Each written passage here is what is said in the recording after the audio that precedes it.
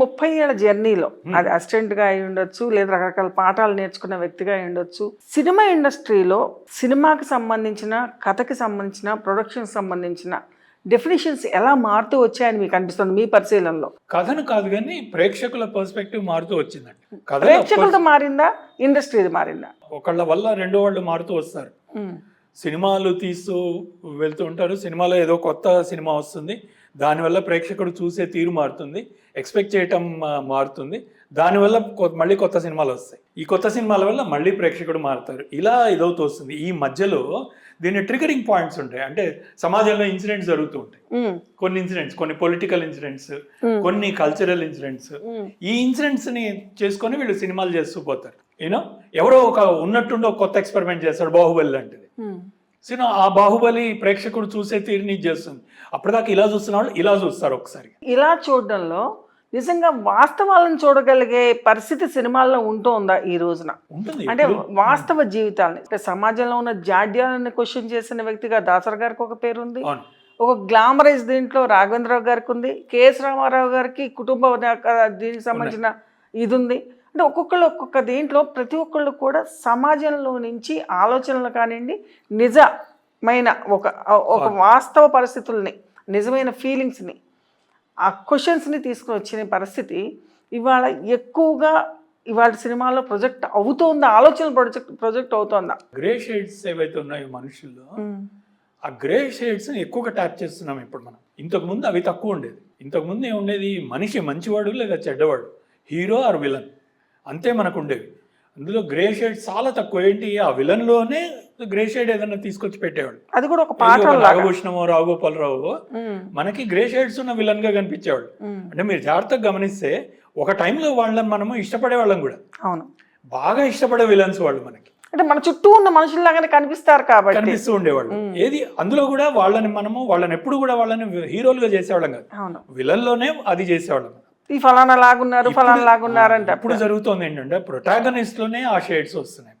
కానీ అది సమాజానికి ఇంకా డేంజర్ కాదా? ఎందుకంటే ఇప్పుడు అసలైన వాస్తవాన్ని బయటకు తీసుకురాకుండా, ఎందుకంటే మీకు సామాజిక స్పృహ ఉంది కాబట్టి నేను మీ వైపున నేను, ఎందుకంటే సామాజిక మాధ్యమాలు అనేది ఒక ఎత్తు అయితే ప్రభావం సమాజం మీద, సినిమా అనేది చాలా 90% ప్రభావం చూపిస్తుంది అనేది వాస్తవం, ఒప్పుకోవాల్సిన వాస్తవం. థ్యాంక్స్ టు ఓటీటీ ఏమైందంటే రెండు రకాలుగా చీలిపోయింది.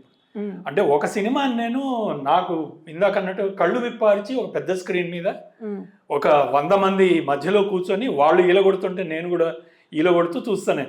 ఒక సినిమా అలాంటిది. ఆ సినిమా ఏంటి, ఆ సినిమాలో నాకు హీరో 100 మందిని కొట్టాలి, ఆ సినిమాలో గొప్ప గొప్ప 100 మంది డాన్సర్లతోటి పాటలు ఉండాలి. ఇది ఒక రకమైన సినిమా. ఆలోచన రేకెత్తించేది ఎలాగ సమాజంలో కాదు. ఆ సినిమాలో ఆలోచన అడగడు, ఆలోచనకి ఎంత దూరంగా ఉంటే అంత హ్యాపీ అది ఆ సినిమా నాకు. ఆ సినిమా అనేది అందుకనే ఒక మ్యాగ్నమ్ ఓపస్లు మాత్రమే అందులో థియేటర్లో ఆడతాయి. ఒక హీరోని చూస్తే నేను రెండు రకాలుగా నేను ఫీల్ అవుతాను. ఒకటేంటి, అరే నా పక్కింటి అబ్బాయే కదా వీడు, నేను ఇలా ఉంటాను కదా నేను అనుకునేది ఒకటవుతే, రెండోది ఒక డ్రీమ్, అంటే లార్జర్ దాన్ లైఫ్, నా లైఫ్లో నేను ఇలాంటి వాడిని చూడలేను కానీ నేను ఇలా ఉంటే గొప్పగా ఉంటుంది అనే కైండ్ ఆఫ్ హీరో ఒకడు.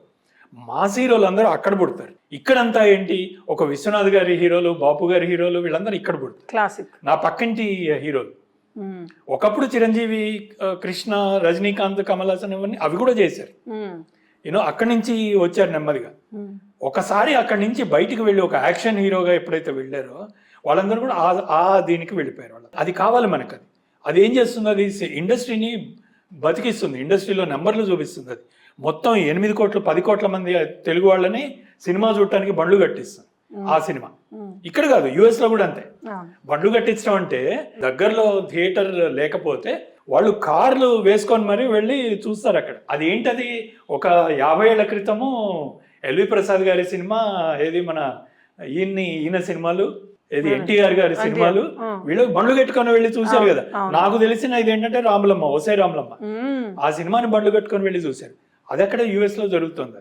కానీ ఒసే రాములమ్మ కానివ్వండి, ఇలాంటివన్నీ కూడా సామాజిక చైతన్యం, ఒక రకంగా విప్లవాత్మకమైన ఆలోచనలు రేకెత్తించాయి. ఎందుకని అంటే ఒక భూస్వామ్య వ్యవస్థకు సంబంధించి కళ్ళగట్టి చూపించటం, లేదా ఒక అణచివేతను చూపించటం. ఐడెంటిఫికేషన్ తగ్గిపోయిందిగా ఇప్పుడు.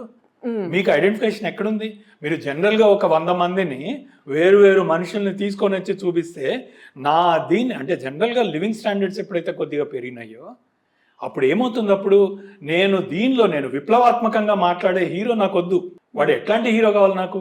ఒక 100 మందిని కొట్టేసి ఒక జానపద హీరోనో ఒక డిస్టోపియన్ దీనిలో ఒక సలార్ లాంటి ఏదో కేజీఎఫ్ ఇటువంటి లేదా పుష్ప లాంటి నాకు తెలియని ఒక వరల్డ్ని క్రియేట్ చేసే హీరో.